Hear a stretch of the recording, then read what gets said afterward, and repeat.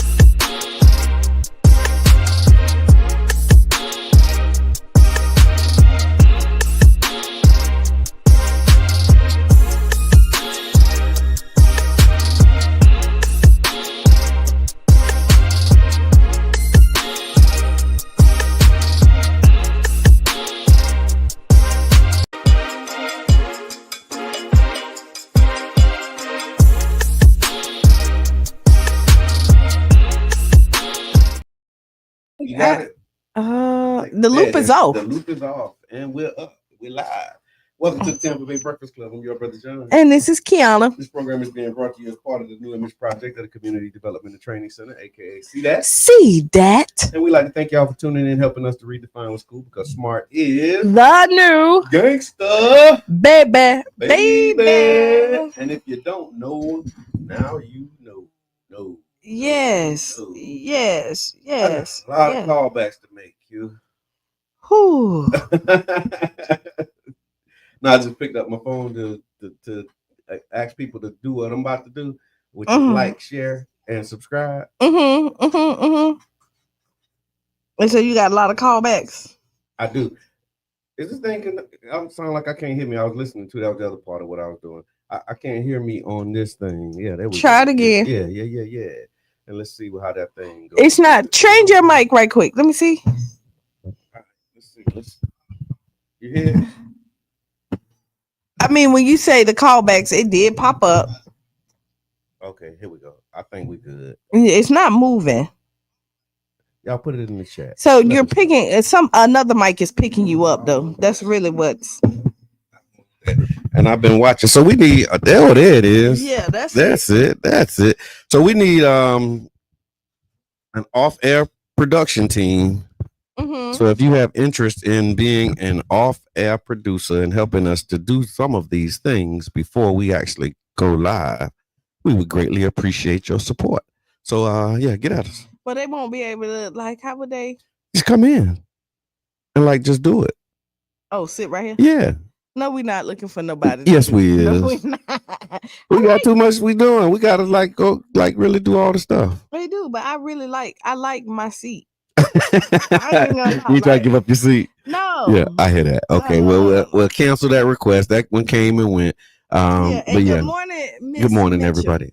And I see Miss Teresa's on. Good morning. Thank you for everything that you do and thing that you're doing in the community. So what's good with you, Q? It's hump day. What's on your mind? On this What's on Your Mind Wednesday? So what's really on my mind is, okay, so y'all know I get my nails done. This is the first time I think ever in life that I got like a Halloween set. Okay. And this is the first time in life like I ever gotten like black nails. That's significant. It's just, it was just something. And I can remember a time when everybody didn't get nails. Like that was a long time ago, but I remember when like that wasn't a thing. I remember. You remember when that wasn't a thing? It's always been a thing? I can remember when it wasn't always a thing. Well, I remember when it wasn't a thing for younger people. Let me say that. Okay. Cause I grew up, my auntie Lori, which is the baby, always had nails. Okay. Like she did nails, but I remember like we couldn't get nails until like we were in high school. And then, there was times for everything. Yeah. And I remember at one point that I would have never been this flamboyant, I would say, with my nails. I got you. Like I was really basic and classic, like French manicure, maybe a cotton candy. Right. Like I never and never black. Never black, never designs. Okay. Probably within the last, I think they're fire. Nice. Yeah. Oh yeah, they are. It's amazing. So Kenya Welch does. Yeah. But like at one point, I think maybe within the last 8 years, 10 or less, I started getting designs. Okay, gotcha. That's a long time. That's not recent. 10 years you've been doing it? But just think, I'm 45. But I mean, that's I've been getting nails since I was like 15. Okay, so recently getting designs. Okay, so you went a long time with just like, okay, this is the basics. So let me ask you this. You mentioned that you had to be at a certain age before you were able to get nails. And I put a post up. I wish I would have pulled the comments and what people said, but it was about the age appropriate. At what age is it okay for a young girl to wear a wig? See, okay, You saw that one, right? No, I didn't see that, but we kind of talked about that. So, okay, we know there's like gray areas, right? For stuff. Like if they are like entertainers, performers, I think you give them a little bit grace. But now, like they just wear them. Like I remember when I was in high school, we wouldn't have never wore a wig. Like that was something your grandma and your mama and them did. I remember that. Old ladies wore wigs, not young people. Yeah, right. But now the lines has blurred. Yeah, like the lines are blurred so much on so many things. Yeah, so many like makeup. There was a time when makeup was like at a certain age. Is that still a thing? Like no, that is not a thing. Like so kids, like most kids, like little kids don't do it unless they're doing something. So what age is it okay to be like, okay, like, I approve. Really, like I remember in high school, again, like homecoming special occasions, there was like slight makeup, that you would wear, but never nothing kind of where like on an everyday basis, that you do it. I think, don't leave home if you're not. Yeah. Wow. And then so the wig, what's the age? Is there an age? And I mean, this is just general, like no health issues, no nothing. Just I want to wear a wig. Age. I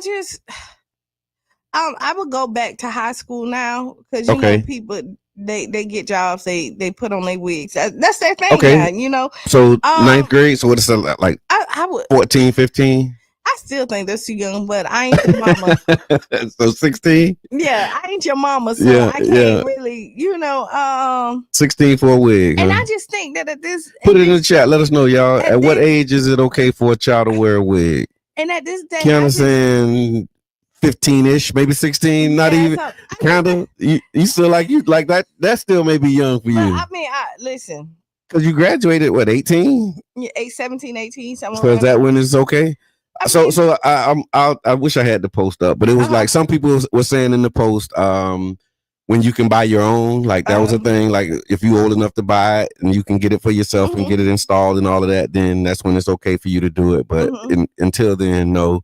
And then others had like mixed reviews. They were like, 14, 15.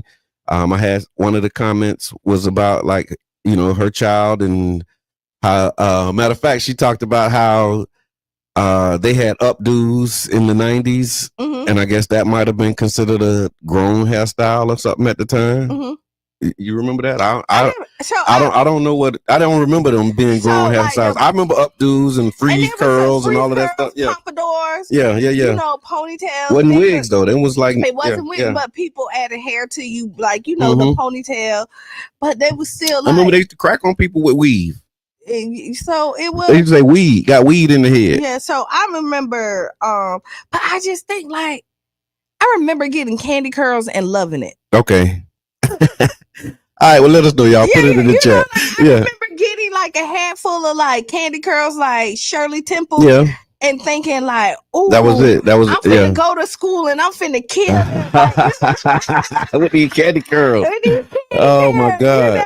Yeah. And those are like I think it's the self-confidence that I think that really bothers me more than anything else. I mean, everybody like if you can't be you without it, right? That's when it's a problem. And that's where I think it is. I hear that. Like the identity of who we like, what are we? The monsters that we are creating that think that they need this stuff to enhance and be beautiful on a regular day basis. Yeah, I think that's the part that bothers me more than like scratch the ages, all that other stuff, because again, it's a lot of gray area in there. Right. I just think that pouring in and letting people know like naturally, like you are enough. You don't need that. Yeah. You just sent me a video and I was looking at it. Right? Okay. And the girl said, "Grandma, what you doing? Squeezing lemon on lemon." That's what made me think of it. Yeah. And she said, "That's stupid. I'm stupid. You put nails on nails, lashes on lashes." Yeah. And you think that like your natural beauty isn't enough. I forgot to switch that. Yeah. But that's what prompted the conversation, is just thinking like, okay, at what age is it okay to start doing that? And I like what you said. Like once if you feel like you have to do that in order to be pretty, then that's when it's a problem, I think. Yeah, and I think that's my dilemma. Now, like you can't go out, you can't be seen without, your hair, like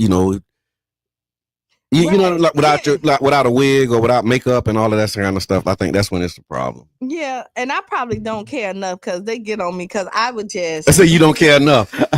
So you got people who like overly care, and then you got I'm really don't care enough. Like, I'm probably really like Now you know what I would like to talk about. Talk to me. What's going on?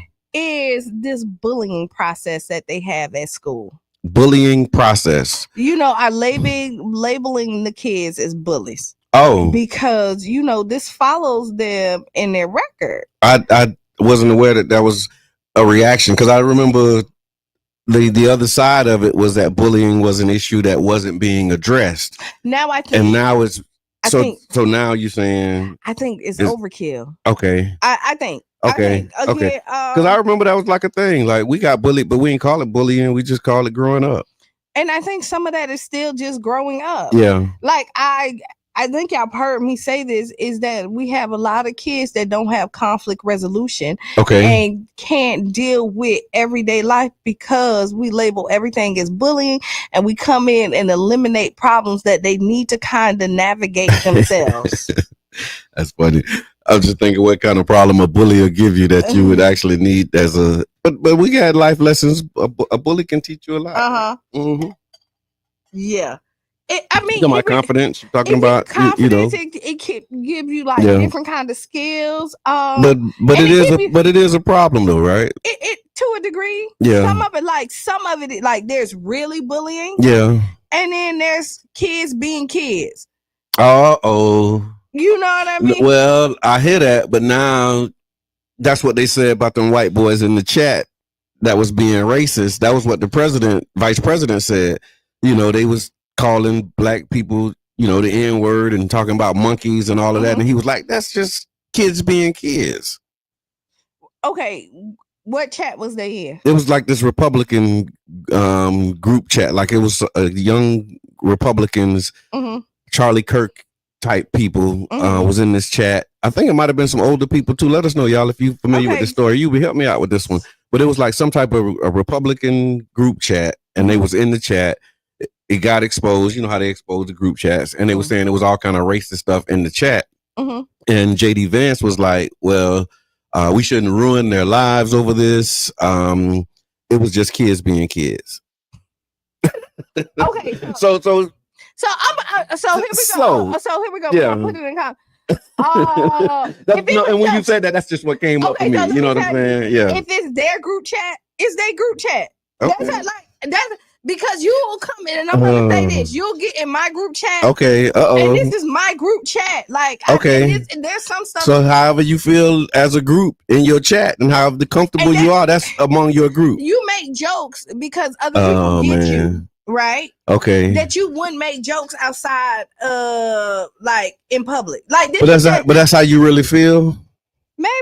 And should you be like held accountable if other people don't feel that way and they think that how you really feel is racist, or how you really feel is how you feel, anti something? Because that's how you feel and how you react and how you treat people is what really matters. Okay. Like, I may think you a bitch. Okay. But do I treat you like one? You know what I mean? Like, when I leave it, I'm like, this person get on me. Like, I do not like this. But when you see me, I still give you the utmost respect. Okay. But in my heart, like, I could care less if I ever see you again in my life. But when I see you, it's cordial. It's cordial, and you keep it. And see, that's why I remember we had that "Would you rather" about reading people's minds. That's why I don't want to read people's minds. Yeah, because you don't know people. Because you might treat me real nice, but you don't think nothing of me at all. Yeah. But as long as you treating me good, then I'm good. We cool. Everything's cool. But if I knew how you really felt about me or what you really thought about me, even though you treat me nice, that would change something, right? It may. It changed your interaction. So the people when I meet you, and like, if you really don't like me, to be honest, my circle, like, I know a lot of people, but my circle's pretty tight. Yeah. I trust the people in my circle. Yeah, I hear that. Anybody else? But I mean, just anybody. Like anybody, because now you got me thinking that it may be people who, what they say, smiling in your face, right? I mean, that's a real thing. It is a real thing. But I never pay attention to it. Like, I never concern myself with what people are really thinking, in air quotes, because right? Like, because as long as you treat me nice, as long as whatever the thing is that we agreed that we're going to do, because usually most of my relationships are do something relationships. Yeah. And so if we agree that we're going to do it and you holding up your end of the agreement and we getting through it and we making it happen and you not causing me a problem, if you don't like me, I'm all right with that. You don't ever have to like me. Like, and that's really where I'm at with it. Like, as long as you're not trying to backstab me, or you're doing something. Yeah, that's it. That's like, if it's productive, it's fruitful, and it's it's happening. Now, what you say to people about me and how I show up, like, that's okay. Do that. However, but when you show up and there you go, say that. Yeah, my work. Look, let me perk up. My work speaks for itself. It has a language of its own. Right, and so that's where I'm at with it. So back to this bullying. And the reason why I'm talking about this is because I got a phone call. Okay. And if anybody can help me out, I have a person that's looking for like a mediator to come sit in and talk. To sit with her. Okay. And her young people. Elementary school. Oh, wow. You know what I mean? Yeah. So elementary school, looking for somebody to come and mediate a conversation between the principal, her and her daughter. Okay. And probably like the school board, however they do, whatever, Right. The rising. That's board. Right, Brother Robert. You said benefit of the doubt until proven otherwise. Yeah, hey, but yeah, so like, but I got this phone call and they're trying to label her daughter as a bully. Oh man! But once I heard the story, is kid like one girl called somebody a name. Okay. Right. And then the other girls got on her about calling the name. Okay. And then they kind of got in the argument about it. Some words was said. Your mama, yeah. Yeah, something like that. Yeah. You know, they going by their day. They kind of like make up because they do outside activities. They do other stuff. So then at the end of the day, they, you know, the little girl shot the girl a bird at the that's what you're doing, yeah. Right, and then the other girl shot her bird, yeah. And then then the mama went back to the school and said something about the little girl shooting her daughter a bird, and they all was bullying my daughter. Okay. And then what happened is they called all the kids in. All the kids kind of denied. You know what I mean? Of course, but the one little girl, we in trouble. I ain't saying admit to nothing. Yeah. Right, but they do slumber parties. They do all types of stuff together, right? Yeah. So then the one little girl, apparently the principal was like, "Oh, I know you the one. Like I know you did it. You know." And so then they pulled all the kids individually and talked to them, but didn't talk to this one girl. And then when they brought her back in, we talked to everybody, and they said you was the one. Oh, man. And so now they're trying to label her as a bully, and so I do think that's a problem. Yeah. Oh, that is a problem. You know what I mean? Yeah. When you look at it, when you put it in that kind of context, right? You know, and this is what I'm saying. Like, yeah, because when I think of bullying, I think of every day. I think of ongoing. I think of consistent. I think of like day in, day out. And not like an incident where it's like, okay, we just had a run in, it was a conflict, and you know, now we don't like each other. I don't think that's bullying. And they made a comment, which it sounds like to me. Hello, caller. So what's on your mind when we're talking about bullying? Good morning. Yes. I think that the parent, the other child needs to address that.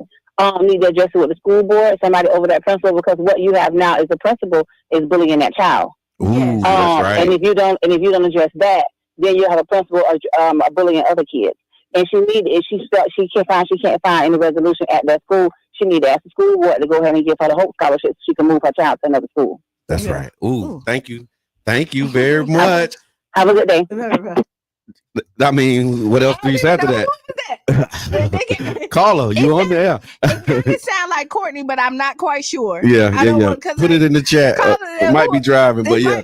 She skipped the introduction and just went right into the truth. But I'm going back to because that's what it seemed like.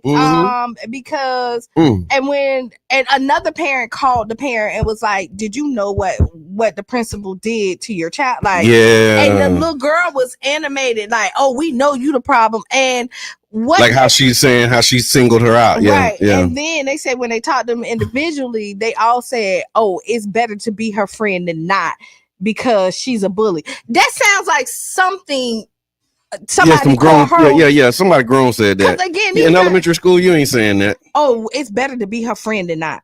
Nah. So we're all her friend, you know what I mean? And so that's somebody's summary and takeaway notes. Yeah, that was somebody cliff notes of what everybody put together. Yeah. And so this is a problem. And she reached out, and now I'm reaching out to the callers. She did reach out to like the school board, waiting for like a response. Thank you, Courtney. She said that was me. So she was rushing into work. Man, we appreciate you. We really appreciate you. Thank you so much. You did. That sound like Courtney. That sound like Courtney. So she was rushing into work. So you listen to the Tampa Bay Breakfast Club right here on 99 Gems. We're talking about bullying, and there's a situation that Kiana highlighted that lifts up a need in the community. And so is there something a way that you would like for people to support or tap in, or you just want them to be aware? Be aware. If you know anybody, I think they have a DMAC board or something. Yes. Okay. Yeah. If you know anybody on the DMAC board, please. I do. I know somebody. Okay, please. And if she's not on it anymore, she'll know. Okay. Yeah. So that they can, because what she's looking at is somebody to go in there and talk. Okay. And there was other problems. I know a couple people. Matter of fact. So that's really it. So okay. Yeah, so when the time we got, did you hear about this young man who was arrested? I don't know if we talked about it or not, but he was a 17-year-old. So 17-year-old is being held without bond on first-degree cruelty to children charges after allegedly beating his 11-year-old sister with a belt. According to Richmond County deputies, the incident in Virginia. Yeah. Okay. The incident happened on September 26th at the family's home. The boy's father called the police after learning about the assault. That's what they call it, which was later confirmed by video footage showing the teen repeatedly striking his sister while she screamed for him to stop. Initially, deputies didn't have enough evidence to arrest him and referred the case to the DFCS, Department of Family Children Services. However, following a review of the video, he was arrested on October 5th. The father told investigators this wasn't the first time. The same daughter had accused her brother of similar abuse 5 or 6 times before, but the family hadn't reported it due to a lack of proof. Now, the young man allegedly told deputies that he whooped his sister for being disobedient, but he didn't intend to injure her. He said she kept moving around while he was swinging the belt, and that's why it looked like it did. But he was whooping her because she was being a disobedient younger sister, and he was responsible for watching her and 7 other siblings because it's 8 of them. I'm gonna say this. Parents, I'm gonna go back to the parents on this one. Okay. One is you're leaving him responsible for censure at 17. Like, I mean, you watch your children, and it sounds like he didn't just pull beating out his tail. Like, this is something that he with a belt. Yeah, with a belt. This is something that probably you do as well. Okay. Like, and the discipline over there, and him locked up without bond at 17. Yeah, for whooping his children, and one of the reports said that there was no charges or anything against the mom. Like, there was no issue with her. It was all with him because they had a video of him whooping her with a belt. And he said he was like, yeah, she was being disobedient. I'm in charge. I'm whooping her. She ain't listening. So I whooped her. And he ain't, like, he's standing on that. Yeah. Wow. Times we live in. The time, like, I mean, you know how many times I got whooped? You get whooped by siblings? My auntie. And like my youngest auntie, we're 10 years apart. Okay. I'm trying to think if I got whooped by my sisters. It wasn't a whooping, but they beat me up. Yeah, like I got in so much trouble. I hit Corey in the back of the head with a brush. Yeah, you should have. You should have got a whooping. Listen, you should have got a whooping for that. But he was like, I'm getting ready for a recital. And that explains a lot. That's what's wrong with Corey. I got it now. Corey's World. Shout out to Corey'sWorld.com, my brother. Is he going to be where we going later? Yeah. So I'll see Corey. See you later, my brother. I appreciate you, man. So listen, we got to take a break. We got a lot to talk about. We're going to talk about this. Lorraine's Fish House received an award. We want to talk about that. There was a poll that came out that talked about the mayor's what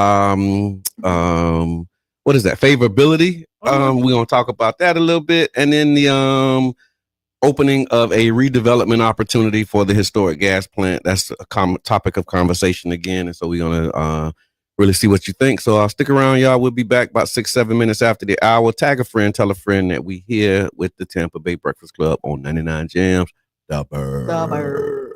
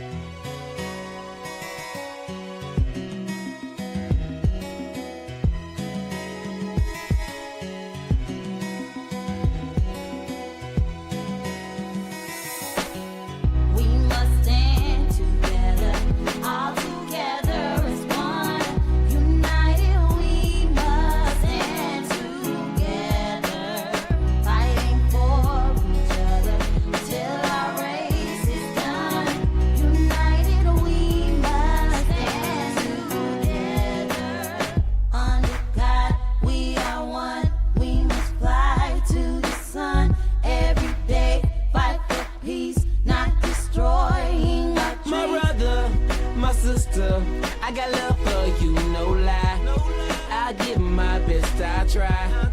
Someday just touch the sky. You're an angel, little baby. Wipe all your tears away. I know it's been crazy, but keep your head up high. Foot chase through the projects, dodging foreign objects. Street knowledge, I should've went to college. Odds stacked against me, surviving off instinct. 3 blocks from the precinct. Lil' homie caught a case, others lost family members. Product of his environment, projects produce violence in the middle of the streets, cause that's how we eat. Just a rap about the trap don't mean I ain't about peace. We must stand together, all together as one. United we must stand together, fighting for each other till our race is done. United we must stand together. Under God we are one. We must fly to the sun every day, fight for peace, not destroying our dreams. Peace in the streets, love to my brothers, love to my sisters. We all need each other. Children need their mothers and they need their dads. Taking a life that don't make you bad. The fact that you do that is so sad. Pocket watching, plotting on another man's cash. Pick up a book instead of picking up a gun. Increase your knowledge and that'll increase your funds. If everyone succeeds, then crime would decrease and people would live instead of resting in peace. Unity, that's what we need. Stand up and be a positive force in the community. We are one, we must fly to the sun every day, fight for peace, not destroying our dreams. We must stand together, Must stand together. all together as one. As one people. United we must United stand we shall together, rise.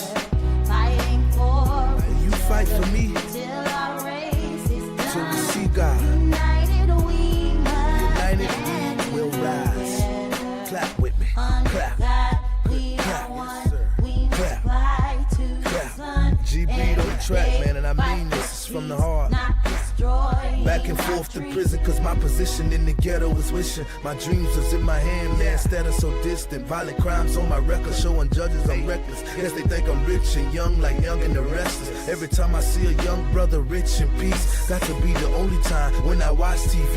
Cause the struggling and suffering is all I see. Besides muscling and hustling that wall with heat, I point the finger at the devil, boy, for taking my peace. Cause the only way to live is to take to the streets. But they rate me as a villain for the killing and dealing. For what? My last resort to make me a living. I don't give a damn, tell them so what? I'm gonna survive even if they threaten me with life. The arms of poverty held tight, making life a fight. But in the sky, we got to unite. Keep your head in the sky. We must stand together, all together as one. United we must stand together, fighting for each other till our race is done. United we must stand together. Under God we are one. We must fly to the sun every day, fight for peace, not destroying our dreams. We must stand together, all together as one. United we must stand together. They would, quote, follow the guidance of career ethics officials. That's a good thing. Yeah. Yeah. Welcome back to the Tampa Bay Breakfast Club. I'm your brother John. And this is Kiana. And this program is being brought to you as part of the New Image Project of the Community Development and Training Center, aka See That? See that. Yeah. And we'd like to thank y'all for tuning in, helping us to redefine what's cool, because smart is The new gangster, baby. baby. And if you don't know, now you know. Now you know. So what's good? So you know what's good too? What's good in hood? What's good? What's good? Okay, so I go to Krispy Kremes. Okay.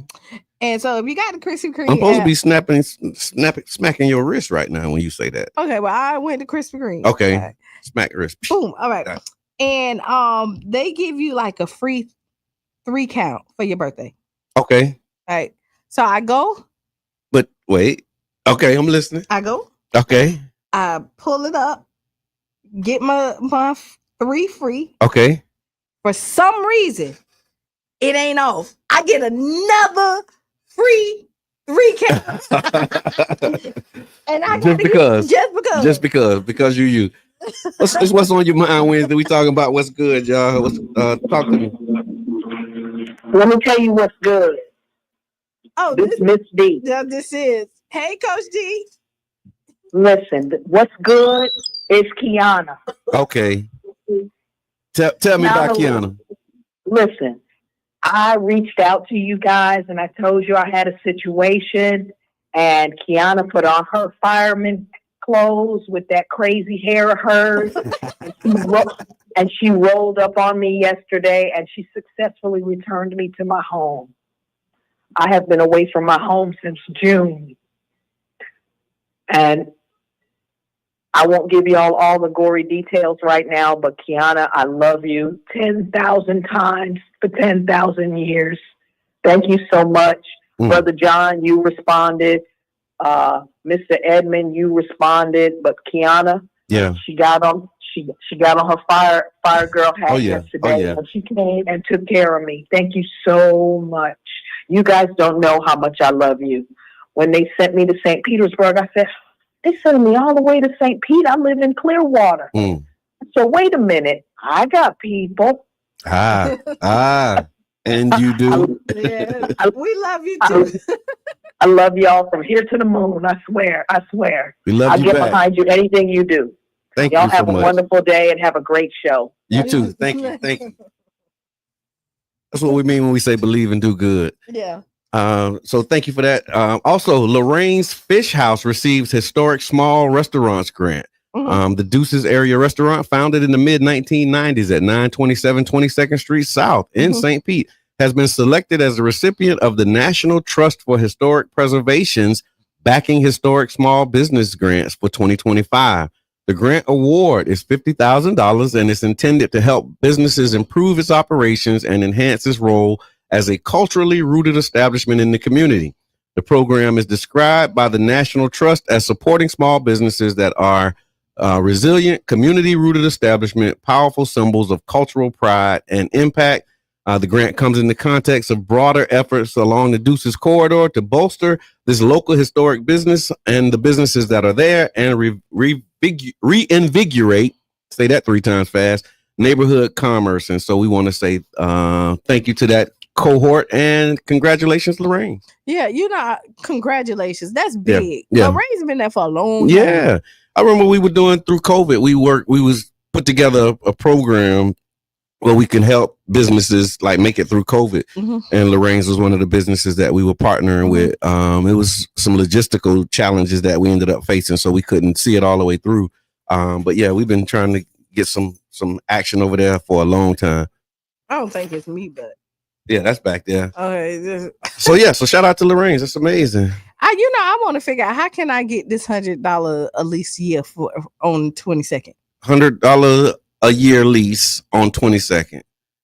You got to know somebody that knows somebody that knows somebody and donate to some campaigns. See, that's why you need to be a campaign contributor.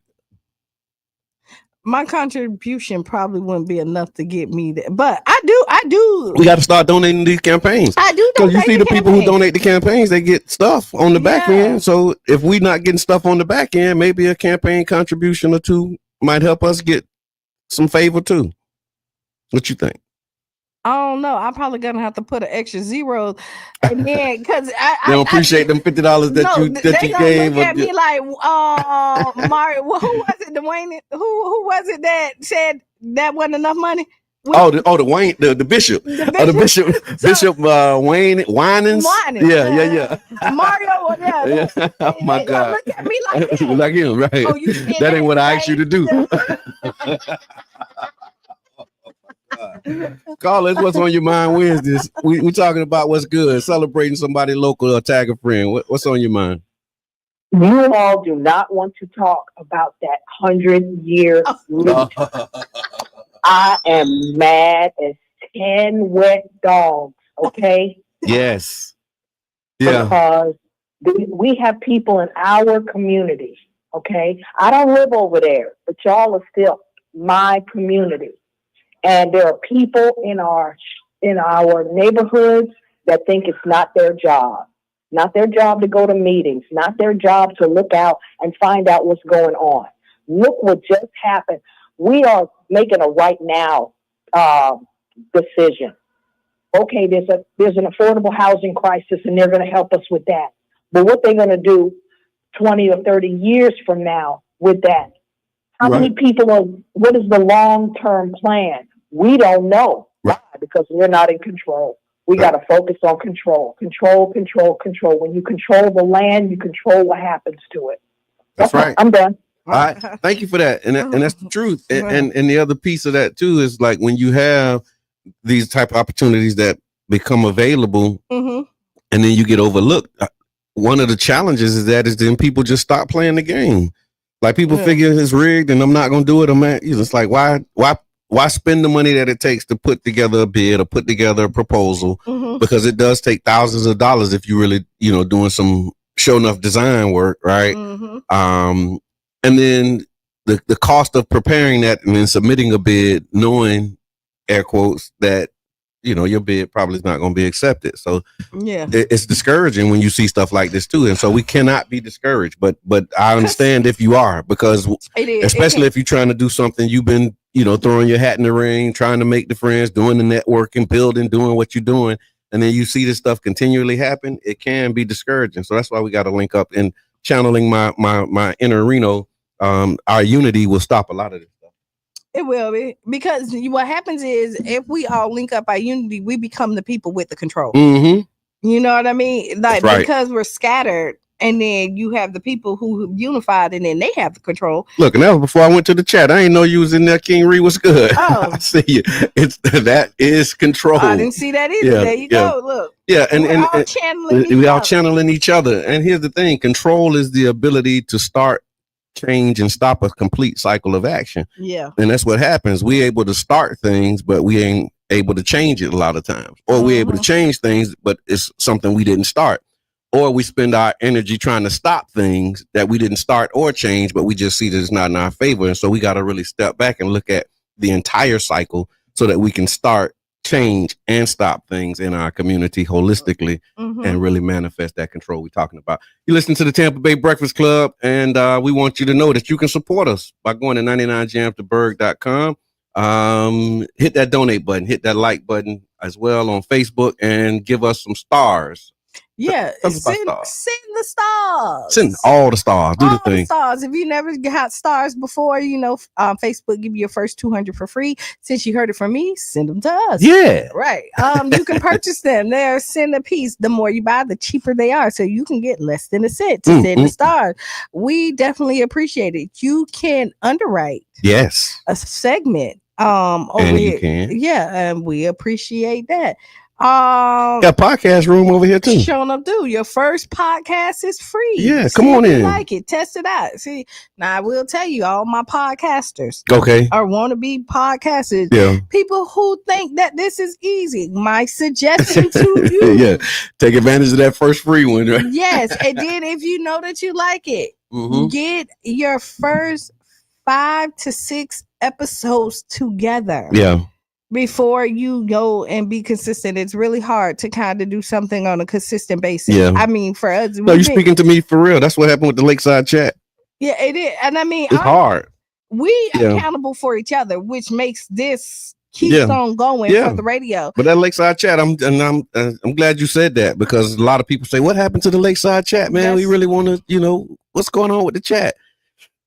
The short answer is it's hard. It is hard. And the double clickers has been hot. That's the other thing too. So we just, now that the weather's changing, it's getting better, we are going to start queuing up some Lakeside Chats.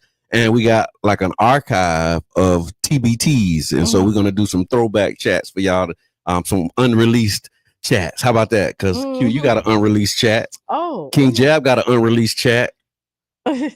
Who else got an unreleased chat? That's a song. You got an unreleased chat. Hey, you got an unreleased chat. So we're going to release all of the Lakeside Chats. But to your point, if you're looking to do a podcast, get a few done, because it is a commitment. Did you see this thing about SNAP benefits being at risk? Some people gonna be hungry. Ooh, a lot of people gonna be hungry. So SNAP benefits at risk due to November. SNAP benefits at risk in November due to federal government shutdown. Millions of Americans could lose access to food assistance in November as the ongoing federal government shutdown threatens funding for the Supplemental Nutrition Assistance Program. The U.S. Department of Agriculture confirmed that while October benefits have already been issued, funding for November 2025 SNAP payments is not guaranteed if the shutdown continues into late October. Q, is it late October? Okay, just checking. I mean, yeah. Okay, well, SNAP, which serves more than 42 million Americans, including 3 million Floridians, relies entirely on federal appropriations. Without a spending bill, states may be forced to pause or delay November distributions, leaving families without critical support to buy groceries. The USD officials have urged Congress to act quickly, warning that extended shutdowns could also impact programs such as WIC, the Women, Infants, and Children's Program, and also school meal funding. Advocates across Florida are sounding the alarm, calling this a potential food crisis in the making, especially for low-income families, seniors, and working parents who rely on SNAP to keep food on the table. Yeah, I don't think they care. So, and we got to get to a point where we don't either. Right. And I say that because as I was going through that, when I got to the part where it talks about WIC, Women, Infant, and Children in the School Meal Program, I immediately start thinking about the Black Panther Party, because the Black Panther Party created a model that became this WIC program and that became the school lunch and breakfast program. And so, to your point, they don't care, but we have to organize and put ourselves in a position as a community where when stuff like this happen, we don't care either, because we gonna make sure that we eat. And then you know what's really sad when you say that, when I think when we start to care, then they criminalize it. Like they did when we start to do for ourselves and make sure that we're self-sufficient and we don't need them, then now it's a problem. They find something. I remember, and this is probably kind of off topic, but on topic, when somebody was going in and putting coins in the meters. And they got arrested for it. For making sure people didn't get tickets. That's their money. They didn't steal the money. You know, like, I'm like, come on now. Why would you arrest somebody for that? I mean, again, slap them on the wrist, tell them don't do it, but don't arrest. And the reason I would say if there's any reason to tell them not to do it is because what I learned is that if you have a business in these areas, right, and somebody come and park in front of your business and they there for 2 hours, okay, 2 hours, you move your car, you go head on so a new customer can come in. But what happens is if you got people in the parking all day and they never move their car, then it impacts your business. That was kind of the business case for why you want to have people in and out of those parking spaces and not having people just feed the meter and allow them to stay there all day. I done ran out there and refed the meter for my own car. Again, this is public parking. You can't tell them how long to stay there as long as they're paying for it. Some of them have those 2 hour limits. You know how that go. Yeah. Like you can for the free one. And some of the other ones too. Some of the paid meters will have like a 2 hour limit. I remember when we worked at SCIU. They only allow it to go for 2, but if you go and it'll take your money if you pay it. But but technically, it's only a 2 hour parking spot. So speaking of things in St. Pete that's happening, I saw here that the St. Petersburg has opened the redevelopment opportunity for the historic gas plant. So here's what's going on. The city has received an unsolicited proposal to redevelop the 86 acres of the historic gas plant section downtown. In response, the city has triggered a formal process that is required under Florida law, where a public notice has to be published, and it will be done in mid-November. And competing proposals must be submitted within 30 days after that. One of the major proposals is from a team including ARC Investments under the Kathy Wood and her development team. It envisions a roughly $6.8 billion mixed-use community of housing, culture, innovation across the district. The city emphasizes it will honor the promises made to the community, reflect the needs and aspirations of our residents while redeveloping. Caller, we talking about the historic gas plant redevelopment. Introduce yourself and tell us what's on your mind. Oh man, I had got off for a few minutes. I thought I was just calling in for what's on my mind Wednesday. My bad. It's about the gas plant district. You got it. I can talk. You got it. What's on your mind? No, go. What's on your mind? We just started that. Go ahead. Okay, real quick. Just being cognizant of what we're doing, y'all. There's 2 people who have lived solely off black people money in the black community. These are 3 people, right? Barbers, stylists, and pastors, right? And so look at the example of when we live off of our money. And that's what we're doing with this corner store money. Now God has protected the pastor, and look at unconscious behavior toward the pastor. So when we use their education to engage each other, we're trying to attack the pastor too, not liking the fact that he makes money off black people. Like, I don't want them to make money off me, right? And so that's what we're changing right now. And we started with corner stores, bringing billions back into our community. You see what I'm saying? Right on. We're making each other rich on purpose, y'all. Keep going. Thank you very much. Appreciate that. And thank you for keeping your foot on the gas, man. Mm-hmm. Somebody got to do it. Y'all know the rest of that. Somebody got to do it. And so, yeah, we definitely appreciate that. And then as I was reading that, and when I finished reading the story about the historic gas plant, we got in the comments, Coach D, here we go again. Mm-hmm. So the gas plant. That's what. With the gas plant issue, and just how we, are back into this cycle of here we go again, and it can be exhausting, but it's necessary. I mean, we got to do something there. It's just what do we want to do and how we go about doing it. But just as an update, again, information purposes only. The way I understand it is when the city gets an unsolicited bid like that, they have to open up a process for other bids to come in. Okay. Now that don't mean you have to accept any of those bids. Right. Right. That's the other part of it. Like, just because you got an unsolicited bid don't mean you have to now all of a sudden accept any bid that comes in. Right. But the process says if somebody sends you an unsolicited bid, you have to let the public know, hey, I got this bid on this thing. If y'all want to bid too, you can do so. And then they give you a timeline to respond to that. And so, yeah, that's where we are in this process right now. You know what would be really dope? Okay. Since, the bid is up. Okay. We got our Freddie Simmons. Yes, we do. Right. We have New Market, my man Joe. I see where you're going. Corey, right? Tim Howard, shout out to Tim. So let's say we get like 4 of them. Okay. 4 or 5 okay. of them. Okay. 4 or 5 of us. Right on. Right. Mm-hmm. And collectively put a bid together that qualify for what they're looking for. Okay. Right. Y'all listening? I'm throwing because it's possible. It is. It's definitely possible. Yeah.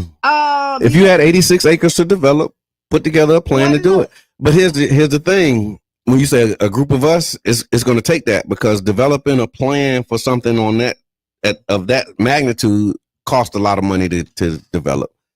You'll be speak. Your name come up in the call ID now. You be. What's good, brother? Nothing but it's just a thought, right? So you know how they got, like, we got bush gardens, we got all these different amusement parks, but we don't have one. So why not just turn the 86 acres into amusement park? That'll be jobs, that'll be hotel space, that'll be all that. Busch Gardens been around since probably the 60s. The zoo been around since probably the 80s. That's old technology. We can put a new amusement park there. That'll be jobs for everybody they can have year after year. The city would generate money. We all get money. Everybody has jobs. Everybody can be happy. And we ain't got nothing to argue about. I hear that. People come here to go to Busch Gardens. They come here to go to the Clearwater Aquarium. They come here to go to the Hard Rock. But our city and our county don't generate no money. We go somewhere else and give our dollars away to another county. Now they'll be coming here to put some money in our county. That's just my thought, just idea, just something to think about. I'm out of here. I appreciate that. Thank you for calling. And y'all can do the same thing. It's What's on Your Mind Wednesday. And UB just gave a beautiful suggestion. So if y'all listening, man, keep it coming. I would like something like, a lazy river, some over there, and something entertainment that will bring, it's downtown St. Pete, So trying to think of nice. We can still have a stadium there. Like, I would still like a stadium there. So here's a question that I have, and it came to, I'm trying to think of who asked me this.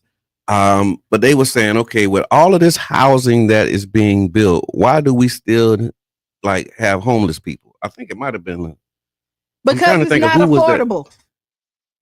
So that's an indicator. That's telling you something, though, right? It's not affordable. Even affordable housing is not affordable. Like with all of this house, yeah, that's what they said. With all of the affordable housing that we have built, why do we still have people homeless and not in these? And one is it's not affordable. You have so many restrictions to get people into. They can deny you for whatever. Okay. You know, you think people, they run your credit, say, oh, you didn't qualify. You can have the money and then your credit might not be good. You can have a background, even though you done completed your time, serve your sentence, you got another sentence on there. You got to come up with first, last, and security. Okay. Even though now they can't do 3 times the rent. Yeah. For you, you have to make, you don't have to qualify to do the 3 times the rent. So, but affordable ain't affordable. Yeah, and I hear that. Not for the average person. It's affordable for somebody, just not for the intended target, as they say. But again, that's when you start questioning who the intended target is, because you see who able to get it and you see who not. And you can't tell me that that's not intentional. They're going around, like when they look at the numbers, they're going for where this middle class. So it was that area median income, but that number became like the answer to the question back in 2016, 2017. I remember explicitly, like lots of groups were advocating for affordable housing, and they were saying affordable for who? And then the organizing community and policymakers landed on 80% of the area median income as being what they mean when they say affordable housing. And so everybody adopted this 80% area median income as the standard for, like, okay, if it's here, then that's great. And so they targeted building homes for people who were at 80% AMI. Did a great job of targeting that demographic. Yeah. Few things happened. The social context changed, and now the area median income, the income, not just the median, but the income generally is higher. So now that the income is higher, the median is also higher. And so when you're saying 80% of the area median, that's higher too. But most people who are here, they didn't get an increase in income. They did not. And then we know that even when a few years ago, when you looked at the study, there's a $75,000 difference. Couple months ago, $75,000 different from where whites are making compared to where blacks are making, or know, and so $75,000 is a lot of money difference. Yeah, that's a difference. That's not, if you think of what the difference means, that means you got another number that you're taking that from. And there's a $75,000 difference. Salary is not $75,000 right. a year. And so here's the thing. The other part of this conversation, I think we absolutely need to uplift more when we talk about affordable housing, is not only building housing, but building the people so that and increasing the incomes so that you can afford it. Like, that's the other part of it. Like you be put in the chat, without jobs, you can't afford it. And so when you say affordable, you're building affordable housing that's at a higher affordability rate, but your income hasn't increased and your skill set hasn't increased. And so now you got to do 3-4 jobs just to try and afford and I'm the house that's no longer affordable. So I'm an advocate for the community, right? And I want you want to fix these problems. But when I think about it, because I'm listening to other people, there are going to be some people who just want to eat off the system. Don't want to do nothing else, and they fall through the cracks, and it is what it is. We ain't gonna be able to, but there are some people who want to stand on their I think that's most feet, people, right? You know what I mean, and would love the skills and still be able to live the lifestyle that's comfortable for them, right? To be able to still get their nails, their hair done, get your hair cut. Be able to feed your kids, drive a decent car that and make them feel good about themselves. And on the summer, maybe take your kids on a vacation or do something where they can give and not have to rob Peter to pay Paul. I hear that. Yeah. I think, again, most people want that in life. I think more than not. Right, and that's what I'm saying. And so when you think about that, like even the system that is set, but the system is set up to cripple, and not to help. So we need our own. We really got to do. create or create a system within the system that is acutely aware of that. Like because sometimes we act like that's not the way that it is because of this idea of how we want it to be. So let's say, ideally, just throwing it out there, we got affordable housing. Like this is okay. I build this. This is so I'm gonna every house is built right here. And so like let's say you're gonna rent from me. I'm gonna tell you this is affordable housing, but I'm gonna let you know I'm renting this for you at this cost for 3 years. Okay. I'm not gonna increase for 3 years. This is it. But for these 3 years, these are the steps that you need. Like so tell me, do you need a trade? Okay. Do you need some I see where you're going.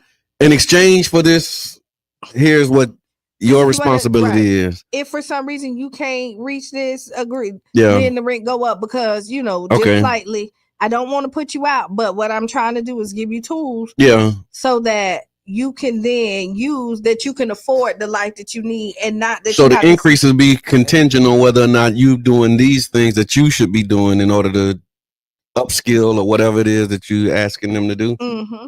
Dang. I mean, that sounds good, but then at the same time, it's like I'm just trying to live. That's fine, but with me, like I ain't trying to do all that. And that's fine. Who made you the boss of me?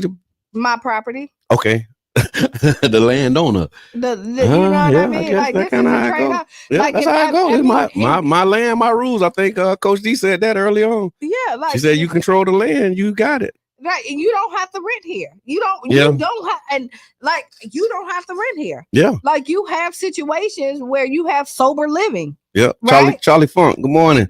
I have said a long time ago we need to form our own HOAs in our communities. Yeah, because they have all kind of rules and processes and programs and ways that they can sustain and maintain the computer.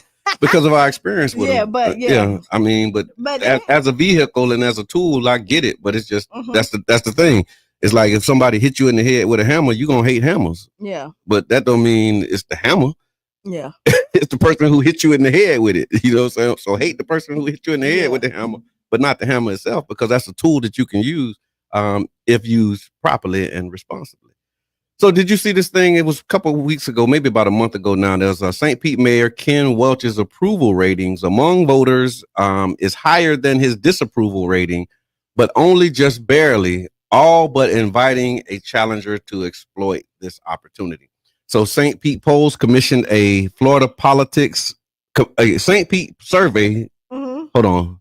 A St. Pete Polls survey commissioned by Florida Politics finds that shy of 38% of respondents approve of the job that Welch is doing as a mayor, with more than 34% disapproving within the poll's margin of error. The last time an incumbent mayor lost a re-election bid in 2013 in St. Pete was when former mayor Rick Kreisman unseated then mayor Bill Foster, and Foster was polling with a higher favorability rating than what Welch is polling at now. So if just based on the numbers, our mayor would be in trouble if the election was held today. So possibly not. Yeah. Because who's running against him? True. Do they like favorability compared to who? Yeah. Like that. That's gonna be. So yeah, you're right. This number is about the job that he's doing, not him over somebody else. Like, do you think that him or somebody else would be better? It's not a candidate poll; it's a favorability poll. So, and so it's saying that 34% disapprove, 38% approve. But the last time somebody had numbers in that range, they were not reelected. Yes. What's going on? Sharonda, I see you. So yeah. So what you think? Hey. That's what I'm saying. It just all depends. Like it just all depends who's running against him. And when is do you know when the deadline for people to get in and when it'll be set? Somebody put it in the chat. You help us find out when is the last day for somebody to file to apply for a running for mayor. Dan said that's lower than Trump. Dang. Well, so put it in the chat. When's the last day for somebody to file to run for mayor so that it'll be set, it's done, and then we can know for sure. Thanks for who's stars. in there. Always, definitely appreciate it. So yeah, keep your eyes open. I know there's a couple candidates. I don't know if they filed though, so I'll wait until everybody files because there's like rumors and speculation about people. But I do know Maria Scruggs has filed, and she's currently organizing her campaign for mayor. And so she's in the race. There was some rumors about Charlie Crist, maybe getting in the race. So I saw Charlie Crist, right? Okay. But then the comments like, oh no, like I wasn't expecting those comments for Charlie Crist, but what you thought people was gonna be excited that Charlie Crist was running for mayor? I'm just saying, I just didn't expect the overwhelming. Hell no, to the no. I'm on the man. What you doing? Side of that. I mean, listen. Old white men. Man, come on. We done had enough old white men in charge. And what Charlie Crist, what he about 80? I don't know how old Charlie is. I don't know how old Charlie is. I bit my tongue real hard just then. It's probably bleeding because I'm on the no Charlie side of this thing too. So listen. I don't want to have another. I'm sorry. This makes me appear to be any kind of ist or isms or anti. But no, I don't want to see another old white man. The reality of it is, we're probably going to have an old white man get elected for mayor in St. Pete. Yes. Are you serious? Yes. You heard it here first. No, I'm just saying, like. Are you serious? You think so? You think an old white man would beat our current mayor? Yes. No matter which one?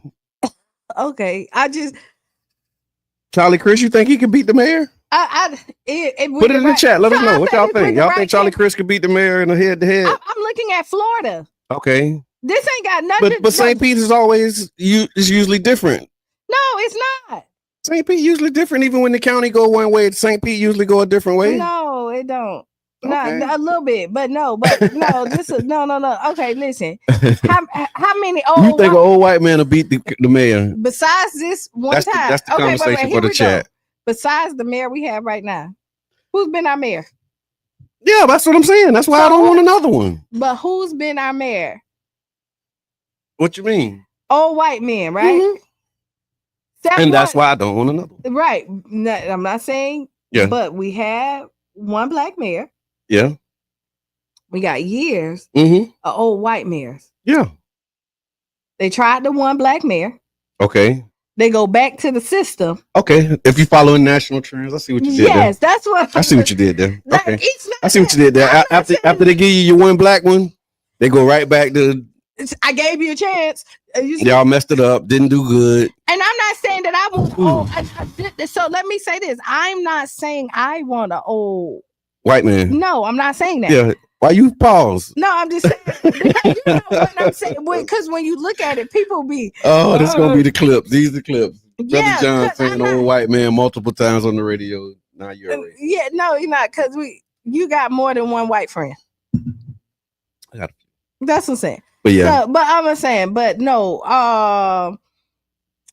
but you can't say that because that make you racist. What if you say I got one white friend? I got white friends. No, when you say I got one white friend, makes you racist. Okay. When somebody say I got one black friend, you be that like, make them racist. Like, okay. You be like one black friend. Okay. Like, I can't count my white friends. Like, you know what I mean? Like you can't. Like you do business. Like you know what I mean. So that's it's true. Not racist. Okay. But what I'm trying to say is. This is going to be an interesting race. It really is. It's going to be, and I was just talking to somebody else and they ready for the popcorn. Oh yeah, it's going to be. Oh, this is going to be. I just hope that, and I know this is pie in the sky, maybe that our community can find some semblance of unity through this thing and not be so divided, and really focus on issues when we are, because I get it. Like everybody's not on the same side of the issues. We don't have 100% agreement on any of this stuff. And we shouldn't, right? But let's try and keep it on issues and not personalities. Because what happens if, as long as you are arguing the issues, then cool. But when you start attacking personalities, that's when it loses me in that. It does. I'm like, and come with solutions. Yeah. Like that's the one thing I'm gonna say. Just come with solutions. Like when you're coming out here doing it, just tell. Yeah, it's easy to name the problem. Yeah, but when you name the problem, say, okay, I see this as a problem. Especially if you're looking to be in the seat that's going to need and require solutions. Yeah. Because you're right. Like we've seen examples of where people are really good at calling out problems and so good at it that people give them jobs to solve the problems. But that's not what they're good at. No, they just their job is being good at calling it out, and that's important. That's naming it. You need somebody to properly diagnose the illness. But does that mean that you're the one to perform the surgery? Maybe not. So yeah, that's what we got to look at. All right, we do have an Ask Kiana question in the queue. So Ask Kiana is brought to you by the One Community Grocery Co-op, ocgc.coop. You can learn more about the movement for self-determination. Ask Kiana, my real husband has a problem with my work husband. Should I be concerned? All right, Kiana, my husband is not feeling my work husband. He says the relationship is, quote, too familiar, end quote, and that we act more like a couple than co-workers. But to me, it's innocent. He makes my work day easier. We joke, we eat lunch together, and we've exchanged gifts for birthdays or holidays. Now my real husband is accusing me of emotional cheating. He's never had a problem with my male friends before, but something about this work husband dynamic has him on edge. I'll admit, my work husband does know a lot about me, sometimes more than my actual husband. How you tripping? If I'm being honest, sometimes more than my husband, if I'm being honest. But it's not like we've ever crossed any lines, at least not physically. Am I wrong for having this kind of bond at work, or is my husband just insecure? Okay, I'm going to tell you one. The problem is that you label the friendship different than anything else. Okay. Once you start when you have a husband or a wife, that's your husband. You get one. Yeah. You get one wife. Okay. When you start to share titles with somebody, my work husband.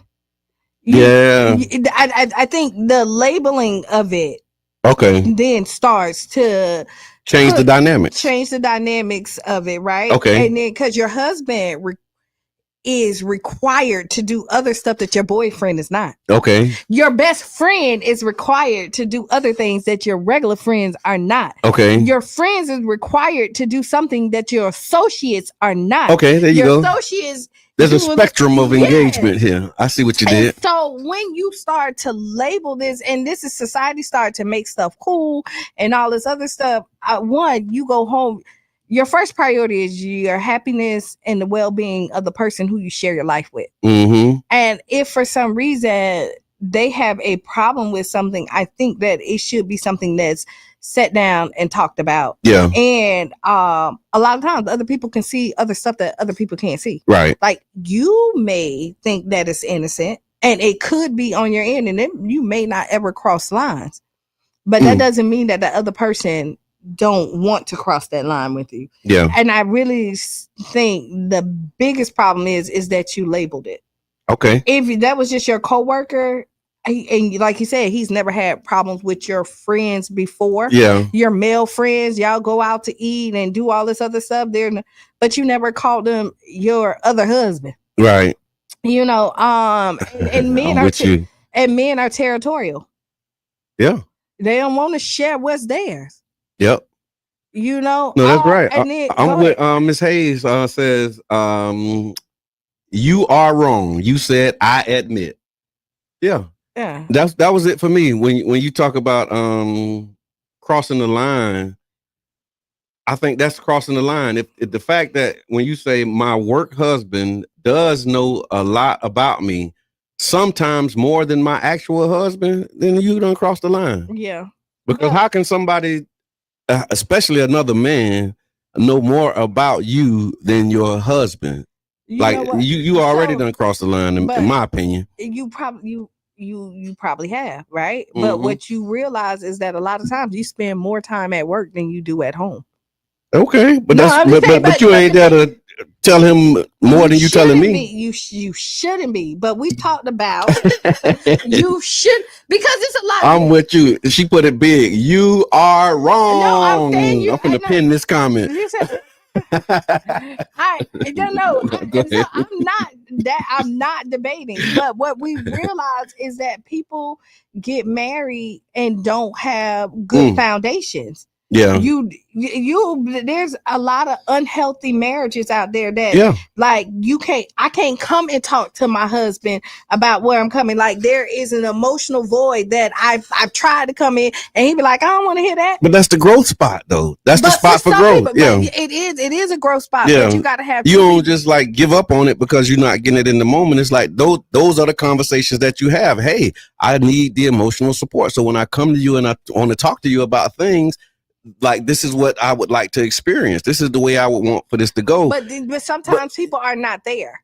Like, but that don't mean you go somewhere else. But what they say, don't try and fix a problem in your relationship outside of your relationship. But what happens is, I don't think it's like you end up talking to people and then venting, and you find out like this is an outlet, right? Yeah. And this is not intentional. Like you. Oh yeah, no, I hear that. I hear that, and I hear that, and I made that mistake before. That's why I know. Yeah. Like being young, I've made that mistake before, and that's why I know explicitly you don't do that. Yeah. Because it causes more problems. We always had this conversation, right? That like you said, the two people in it can work through it. That's the third party. So even that person you're going to vent to, if you're venting to them about something that you haven't talked to your partner about, you're wrong. Yeah. But sometimes you can't. Sometimes you try to talk to your partner about it and they won't listen. Like you act like. Yeah. So now the conversation becomes, the topic of the conversation is the way that you listen.